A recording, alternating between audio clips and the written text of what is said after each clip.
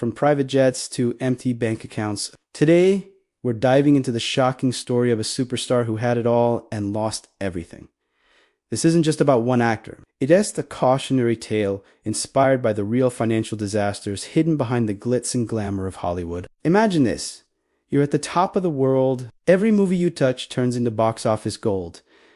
You're not just an actor, you're a brand, a global phenomenon. Your name alone guarantees a $100 million opening weekend. They call you the billion-dollar man because your films have collectively grossed that much and more. You live a life most people can only dream of. A sprawling mansion in the Hollywood Hills with an infinity pool overlooking the city, a garage filled with exotic cars you barely have time to drive, and a private jet ready to whisk you away to any corner of the globe on a whim. The world is your oyster, and money is no object. This was the reality for our composite superstar. Let's call him Alex Rider. Alex wasn't just rich. He was fantastically wealthy. He commanded $20 million per movie, plus a percentage of the profits. Endorsement deals with luxury watch brands and high-end fashion houses poured in, adding millions more to his already overflowing bank accounts. He was the king of Hollywood, surrounded by an entourage that catered to his every desire. Friends, family, business, managers. Everyone wanted a piece of the pie, and Alex was more than happy to share. He was generous to a fault, buying lavish gifts, funding relatives, businesses, and throwing parties that became legendary in a town known for its success. But here's the thing about being at the top. The only way to go is down. And for Alex, the descent was faster and more brutal than anyone could have imagined. The first cracks began to show, not in his career, but in his spending. The problem wasn't the big purchases, the yachts, the private islands, the rare art collections. The real issue was the constant, relentless drain of cash required to maintain such a lifestyle. The burn rate, as they call it in finance. Think about it. A mansion like his doesn't just cost millions to buy. It costs hundreds of thousands a year to maintain. Property taxes, insurance, a full-time staff of housekeepers, gardeners, and security. It all adds up that private jet. It's not just the purchase price. You're paying for pilots, fuel, hangar fees, and maintenance, which can easily run into the millions annually, whether you fly it or not. Alex had an entourage of about a dozen people on his personal payroll. He was footing the bill for their salaries, their travel, their expenses. He was a walking, talking corporation, and his overhead was astronomical. He once bought a dinosaur skull at an auction for nearly $300,000 on a whim, only to later have to return it because it was discovered to have been stolen. He owned a collection of exotic pets, including 2 albino king cobras, which required a specialized and very expensive handler. He bought a castle in Europe because he thought it looked cool without any thought to the immense cost of its upkeep. Each purchase was a headline, a fun anecdote for a late-night talk show. But behind the scenes, these impulsive buys were like 1,000 tiny leaks in a giant dam. At the same time, Alex put his complete trust in a business manager who promised to make his money grow even faster. He signed papers without reading them, entrusting his entire fortune to complex and risky real estate ventures. Why would he question it? He was Alex Rider, the movie star. His job was to act. Other people handled the boring money stuff. He was insulated from the reality of his own finances. Statements came in, but he never looked at them. As long as the credit cards worked and he could buy whatever he wanted, everything was fine. Then the unthinkable happened. His golden touch at the box office began to fade. A string of films underperformed. The scripts weren't as good, the audiences grew tired of his persona, and a new generation of stars was rising. The $20 million paycheck started to shrink, then disappear altogether. The endorsement deals dried up. Suddenly, the massive river of income that fueled his extravagant life slowed to a trickle. But the spending didn't.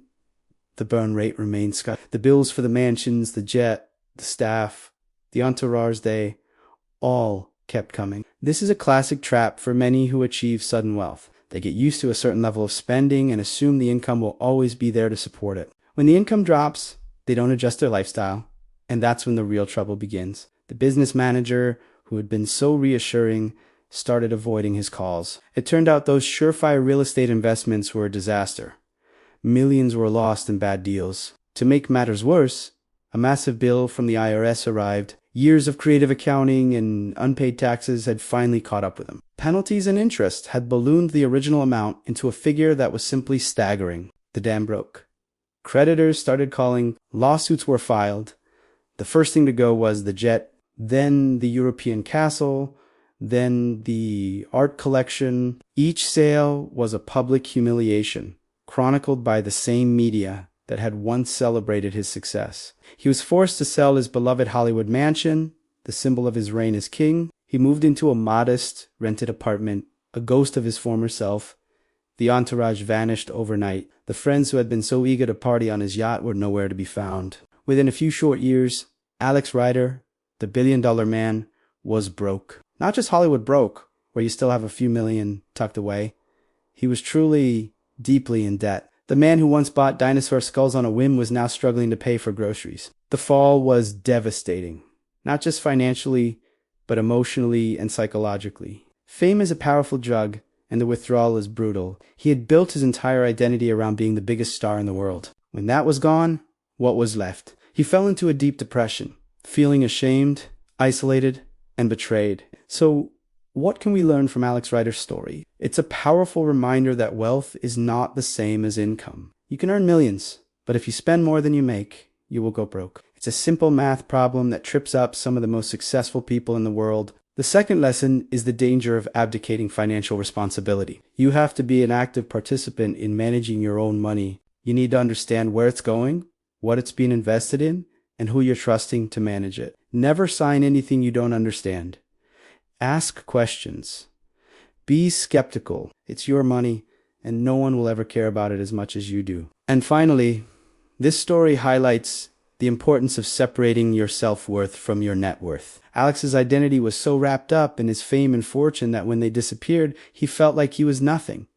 True wealth is about more than money. It's about your relationships, your health, your peace of mind, and having a purpose that isn't tied to a paycheck or a box office number. The good news is that stories like this don't always end in tragedy. For many, hitting rock bottom is the wake-up call they need. It forces them to reevaluate their lives, their priorities, and their definition of success. After a long and difficult period of reflection, our fictional Alex Rider started to rebuild. He took small acting roles in independent films, not for the money, but for the love of the craft. He reconnected with his family. He started speaking to young actors, sharing his story not as a tragedy, but as a lesson. He found a new sense of purpose in helping others avoid the same mistakes. He discovered that life without the private jets and mansions could be richer and more fulfilling than he ever imagined. His story serves as a vital lesson for all of us, whether we have millions or just a few dollars in the bank. Live within your means,